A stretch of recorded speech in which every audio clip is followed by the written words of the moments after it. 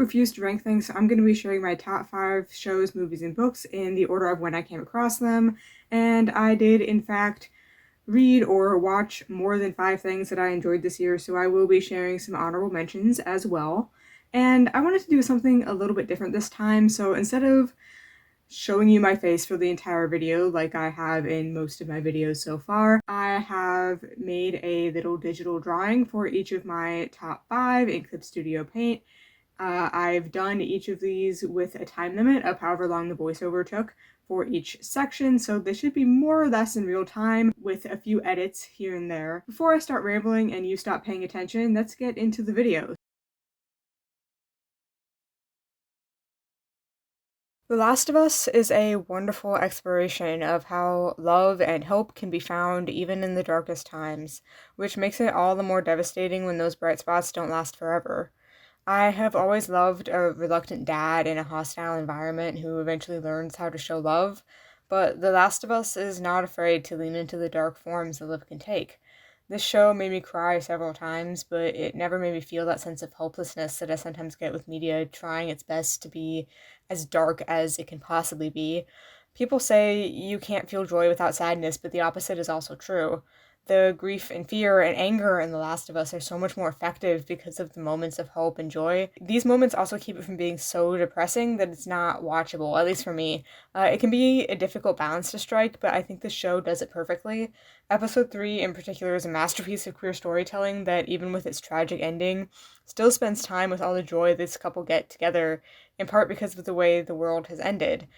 That episode deserves more time than I can give it here, but the show is worth watching for that episode alone, even if the rest of the show wasn't also incredible on its own.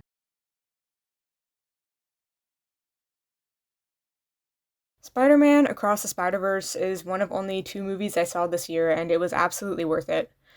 Before I talk about how great Spider-Man Across the Spider-Verse is, I want to acknowledge the working conditions that the artists involved in this movie were subjected to. The animation is gorgeous as expected, but a great work of art is never justification for disrespecting artists' time with such long hours and poor management. I'll put a link in the description for more information about that. But with that in mind, I love how all the different variants worlds have their own distinct looks, and how the characters are slightly out of place when they're not in their own dimension. This movie manages to keep a story about multiple dimensions entertaining without it being confusing, and actually has something to say by including that element. Across the Spider-Verse is all about telling your own story, even when an expected story has been written for you and people like you. Something a lot of marginalized people can relate to. I and many others also relate to Miles' experience of finding a group he should belong to and being rejected. It reminded me of going to my university's LGBTQ plus community group and feeling alienated as an asexual person around all these people who seem to define their queerness by experiencing a certain kind of sexual attraction. I also connected to Gwen's story with her father as someone who was in the process of deciding whether or not to come out as non-binary to my somewhat conservative father at the time. That plotline was the most emotional part for me, even getting a few tears. Gwen may not be canonically trans, at least not yet, but I can definitely see that reading.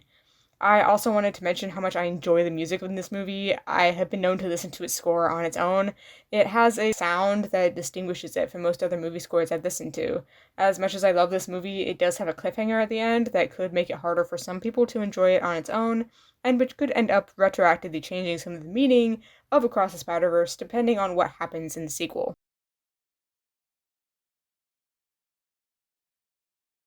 I read the graphic novel version of Nimona for the first time in high school, and I loved it. It's one of the things I read during that time that stuck with me the most, even though I wasn't aware of just how queer it is. When I heard it was getting adapted into a movie, I was incredibly excited, and it did not disappoint. It adds a lot of plot to the story, but in a way that feels like a natural expansion of what the graphic novel is. It was a really powerful experience to watch this movie and be able to see all the queer subtext I missed out on in high school, and realize that that subtext is what made me fall in love with the story in the first place, even when I didn't see it at the time. This one also made me cry. I am beginning to sense a theme. I guess it's been the kind of year where art is the only thing that can make me feel something. But anyway, I adore Nimona and her emotional journey of being cast out and learning to let someone in again, of refusing to even try to assimilate into a society that will never accept her. I also deeply relate to Nimona's gender presentation and how they change gender and shape like they're changing clothes. I found myself wishing I had that power, even as I was confronted with how Nimona was treated because of it. I also relate to where Ballister is in this movie, and I still find sometimes that I'm making decisions related to my gender and sexuality that will make other people more comfortable instead of doing what I actually want. I remember connecting even more strongly with him when I read the graphic novel in high school and was still trying to fit into a box that wasn't built for me. Nimona offers a valuable opportunity to see how much I've grown since then and how much growing is still left for me to do.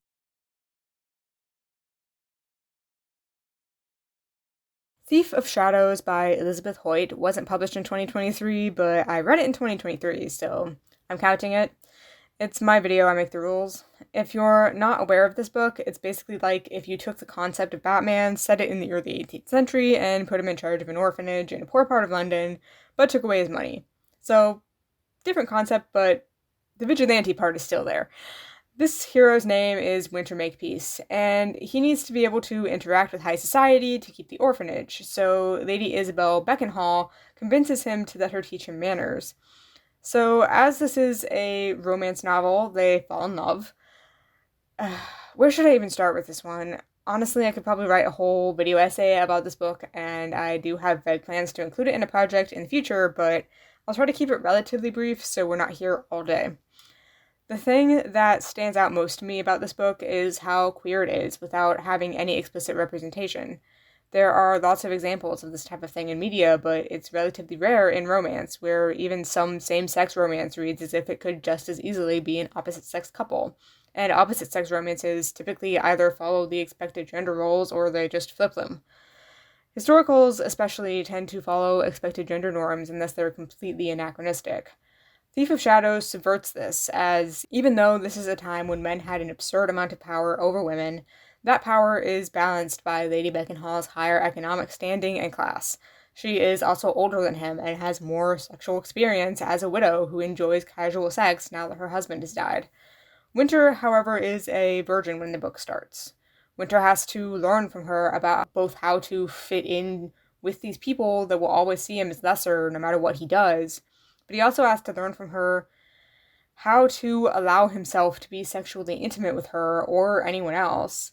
Isabel also has some things to learn from Winter. She learns how to interact with children better, including a young boy that is currently in her care but that she barely interacts with.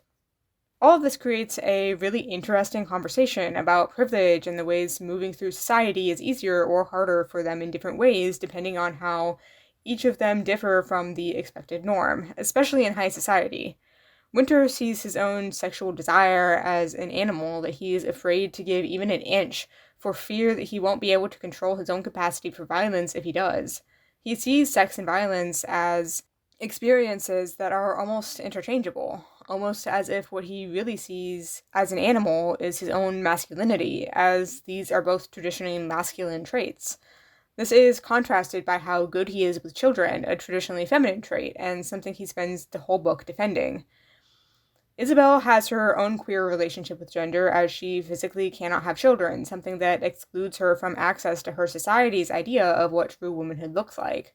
She questions her own womanhood and value as a potential romantic partner for Winter because of this. Neither of them fits into their society's idea of what their gender roles should be, and that is why they work so well together. They are different in ways that complement each other and balance each other out. Their relationship is queer regardless of their genders on paper because their relationship doesn't look anything like the hegemonic ideal of a romantic relationship, especially in the context these characters exist in. Before we get to the last of my top 5, I wanted to include some honorable mentions. Most of these did not release this year, but I did read or watch them in 2023. Superman for All Seasons, a version of Superman that understands that what makes Superman a hero is how much Clark Kent genuinely cares about helping people. Blacksad, a noir detective story where every character is an anthropomorphic animal with some of the best art and storytelling I've ever seen in a comic. Thought Slime's video on YouTube, You'll Never Be a Good Enough Artist, a video essay that reminded me why I like making art and that I owe it to myself and to other people to avoid letting all my ideas die in my head. The Leftist Cooks video essay on YouTube, Even Leftists Don't Talk About Animals, Another video essay that really got me thinking about how much the meat industry is hurting both animals and people that actually convinced me to start taking steps to eat less meat in the future. Batman Returns, a flawed but immensely enjoyable movie for me specifically that hit exactly the tone I'm looking for in a Batman movie. I've spent a lot of time reading and watching Batman-related media this year, so I thought it deserved a place somewhere on the list. John Wick Chapter 4. A gorgeous-looking movie about finally finding the one trap you cannot escape, and how endings can also be beginnings. Hadestown. My favorite musical, which I finally got to see live for the first time this year, is about how we need to work together and trust each other if we're ever going to change the world. The Old Guard comic.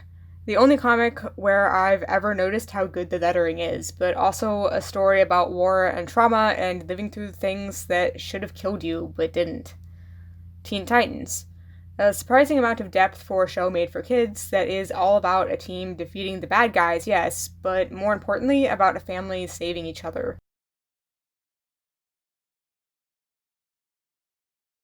The first half of Season 2 of Invincible released this year, so I'm using it as an excuse to talk about the comic, which I read in its entirety this year.